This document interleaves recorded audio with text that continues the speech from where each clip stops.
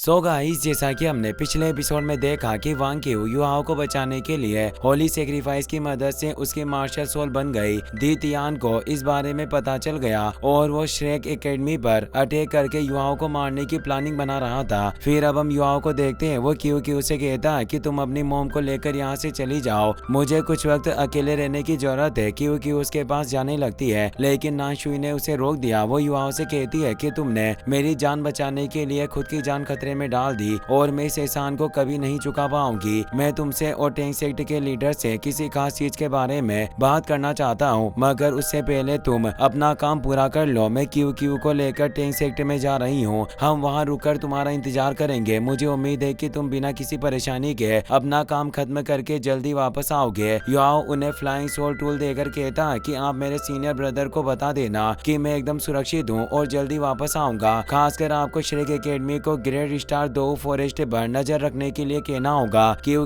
अपनी मोम के साथ वहाँ से चली जाती है। वो पूछती है कि इस वक्त युवाओं काफी परेशानी में है, क्या आपको ऐसा नहीं लगता है कि हमें उसके साथ रहना चाहिए? नाशुई कहती है कि युवाओं तुम्हारी सोच से भी ज्यादा ताकतवर बन चुका है। इस वक्त वो उन शख्स में से एक है जो पूरे कॉन्टिनेंट को खत्म करने की क्षमता रखते हैं, यहाँ तक कि उसकी स्पिरिचुअल पावर के टाइटल डूलो की बराबरी कर सकती है। इसीलिए तुम्हें उसकी फिक्र करने की जरूरत नहीं। वो तो क्लियर स्काई सेक्टर में बेहोश पड़ी थी। अचानक आसमान से गोल्डन एनर्जी निकलकर उसके शरीर में चली जाती है, जिसकी वजह से वो हवा में उड़ने लगी और उसकी light goddess butterfly martial soul भी एक्टिवेट हो चुकी थी। माउंटेन के ऊपर से गॉड टेंसेन का ट्राइडेंट आ जाता है, जिसे देखकर एल्डर न्यू और एल्डर ताई दंग रह गए। वो तोंग बटरफ्लाई फेदर्स के बीच कैद होकर एक बैरियर में बंद हो जाती है। युवाओं अपने लिए 7th सोल रिंग ढूंढते हुए स्टार ग्रेड 2 फॉरेस्ट के कोर एरिया में आ जाता है। तियान मेंग उसे कहता है कि इस वक्त तुम फॉरेस्ट के कोर एरिया में आ चुके हो। मैं महसूस कर सकता हूँ कि यहाँ आसपास बहुत सारे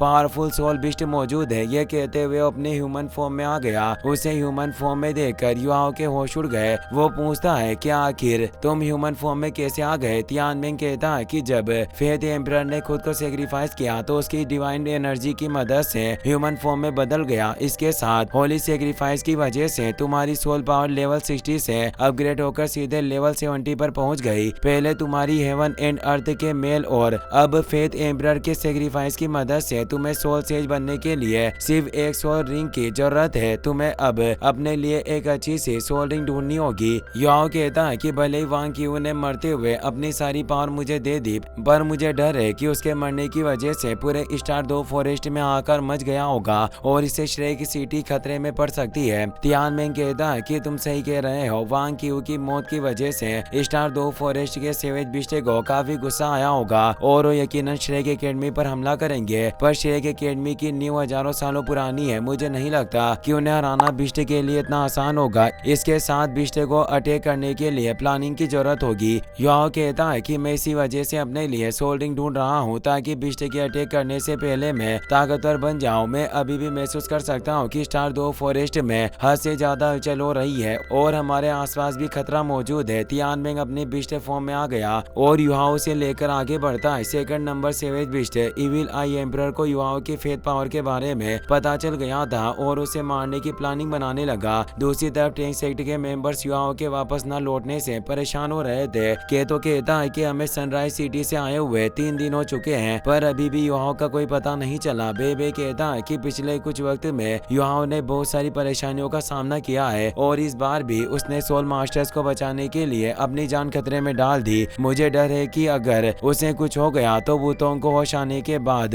उसे क्या जवाब देंगे। संशी कहता है कि तुम्हें ये सब सोचने की जरूरत नहीं। सिस्टर शियाओ ताओ अभी भी सनराइज सिटी में है और वो 8 रिंग के साथ सोल दुलो बन चुकी है। अगर इविल सोल मास्टर्स ने युवाओं को पकड़ भी लिया तो मुझे यकीन है कि शियाओ ताओ उसे बचा लेगी। तभी श्रेक सिटी के ऊपर काले बादल छा जाते हैं। बेबे अपनी पर्पल डीमन आइज की मदद से देखकर कहता है कि हमें जल्दी से एल्डर जुआन और एकेडमी को इस बारे में बताना होगा। पूरी श्रेक एकेडमी में अलर्ट अलार्म बज चुका है, इसीलिए सारे स्टूडेंट सिटी गेट पर आ जाते हैं। श्रेक सिटी लॉर्ड टाइम डूलो शीजिंग भी वहां आ गए। वो कहते हैं कि मैं 3 साल पहले सिटी लॉर्ड बना था, पर आज पहली बार ऐसी खतरनाक परिस्थिति का सामना कर रहा हूँ। तभी श्रेक एकेडमी के 8 डूलो भी वहां जाते हैं। एल्डर जुआन कहते हैं कि बिस्ट अटैक 100 साल पहले हुए उस बिस्ट अटैक से काफी बड़ा है। एल्डर जुआन कहते हैं कि आखिर स्टार 2 फॉरेस्ट में ऐसा क्या हो गया जो उन्होंने अचानक अचानक सिटी पर हमला कर दिया। एल्डर युंजी कहती है कि आखिर बिस्ट बिना किसी चेतावनी के हमला कैसे कर सकते हैं? कहीं ऐसा तो नहीं है कि स्टार दो फॉरेस्ट में कुछ ऐसा हुआ है जिसके बारे में हम नहीं जानते? शाओजे कहते हैं कि कहीं ऐसा तो नहीं है कि स्टार दो फॉरेस्ट का कोई खास सोल बिस्ट गायब हो गया हो या किसी सोल मास्टर ने उसे मार डाला हो जिस वजह से ये सब यहाँ आ गए। एल्डर जुआन बताते हैं कि पिछले बिस्ट अटैक के दौरान श्रेक एकेडमी के पास एल्डर मुथ है और बॉडी सेक्ट ने भी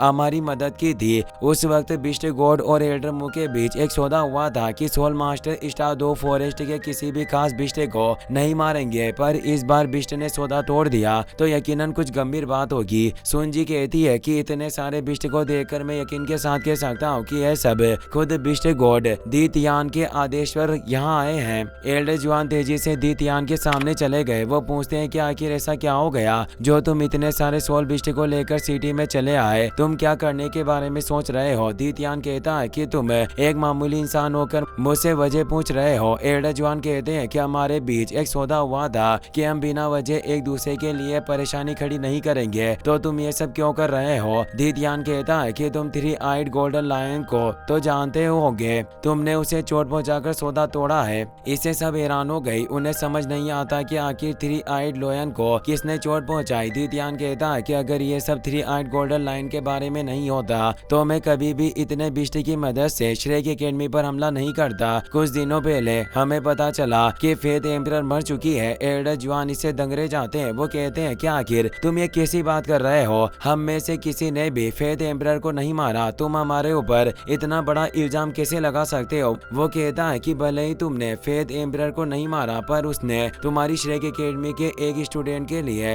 होली सेक्रीफाइस करके खुद की जान दी है। शाओ जे समझ जाते हैं कि वो युवाओं के बारे में बात कर रहा है। दी तियान कहता है कि फॉरेस्ट छोड़ने से पहले फेथ एम्परर सिर्फ तुम्हारी एकेडमी के स्टूडेंट के संपर्क में थी। जल्दी से उसे मेरे हवाले कर दो वरना मैं श्रेक एकेडमी को मिट्टी में मिला दूंगा। एल्डर जुआन कहते हैं कि क्या तुम्हें सच में ऐसा लगता है कि तुम अपनी मर्जी से श्रेक एकेडमी को नष्ट कर सकते हो? मैं मानता हूँ कि फेथ एम्परर के मरने से तुम्हें काफी ठेस पहुंची है, लेकिन तुम जानते हो कि होली सेक्रीफाइस जबरदस्ती नहीं करवाया जा सकता। उसने खुद युवाओं के साथ मिलकर ये फैसला लिया है। आखिर तुम सिर्फ युवाओं को इसके लिए दोषी कैसे ठहरा सकते हो? दी तियान कहता है कि इसका मतलब तुम ये कहना चाहते हो कि तुम सिर्फ उस एक बच्चे के लिए पूरी श्रेक एकेडमी को नष्ट होते हुए देख सकते हो। एल्डर जुआन कहते हैं कि अगर तुम वॉर करना चाहते हो तो मैं इसके लिए तैयार हूँ, पर मैं तुम्हें श्रेक एकेडमी के ओनर को इस तरह बर्बाद नहीं करने दे सकता। दी तियान को इससे बहुत ही ज्यादा गुस्सा आता है और उसने सारे बिस्ट से सिटी पर हमला करवा दिया। शी चिंग